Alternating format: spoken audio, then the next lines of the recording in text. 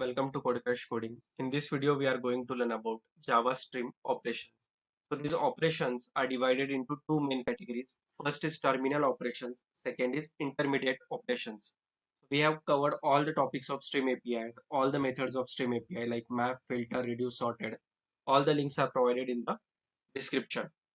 So here, what does the meaning of these two type of operation means? Terminal operation and intermediate operation.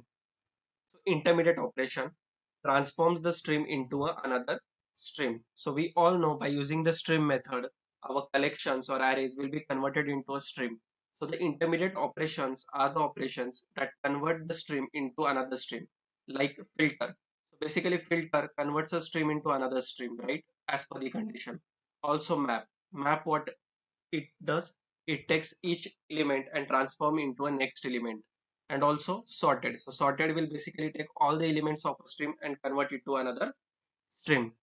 So in intermediate it will convert a stream into another stream, but in terminal operation it will produce a result, so it will just produce a single result. And what is the example of reduce? The reduce method. So as we have seen, reduce will help to reduce all the elements into a single result. Now let's see in our demo how we can identify these intermediate operations and terminal operation.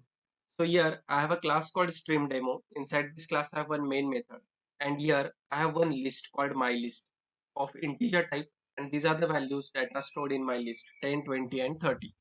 So we already know now map method, then we have filter method, sorted method and reduce method. Now let's start with map.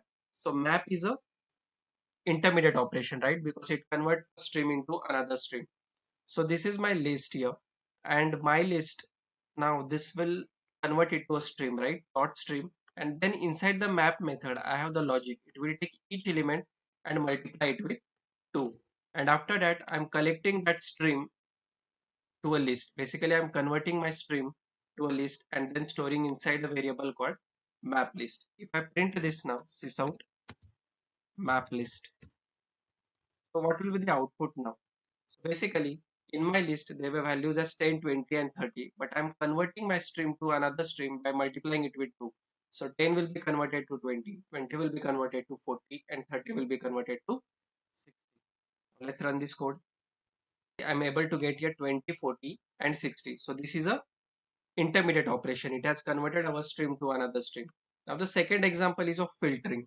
So again, I'm applying the same logic on my list. So I'm saying here my list dot stream, then the filter method, and now I'll filter out the elements which are greater than equal to 20. And again, I'm converting the stream to a list and storing it inside a list called filter list. So what will be the values that will be stored here?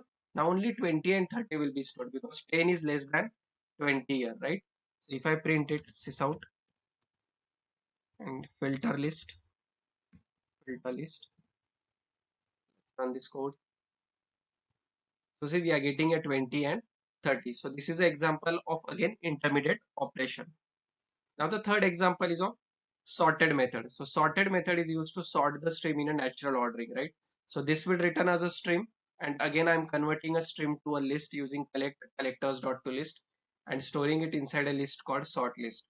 If I print it, sys out sort list, save code, run now. So see, I'm getting a 10, 20 and 30 because already it was a sorted list, and again we are getting the same order. If I change the values here, let's say I provide here 40, then see the difference of all these three again. So in map we are getting 80, 40 and 60. In filter we are getting all these values because all are greater than equal to 20 now. And in sorting we are getting the natural ordering here 20, 30 and 40. And the fourth statement or the example we have is of reduce method. So reduce is a terminal operation, right? Because it will not return as a stream, it will return a result. So here what I'm doing, I'm adding all the values here. And how to add the values inside a reduce method? You need to take two variables a comma b, and then you need to say a plus b. You need to provide an initial value because you want to store that inside a integer variable. If you don't provide here a initial value, then it will give you an error. Why?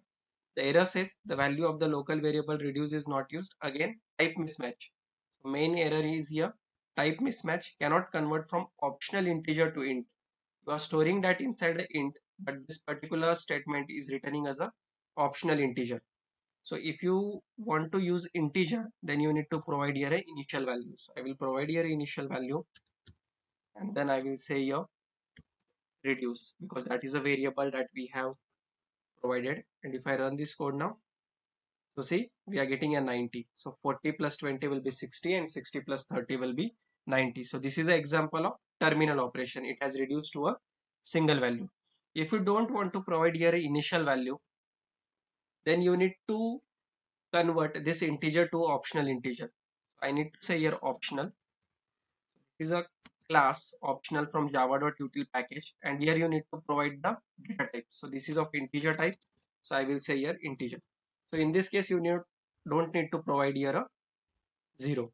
If I run this code, so we are getting here a optional and then 90. If you don't want to get this particular optional here, so what you can do, you can say here reduce dot get.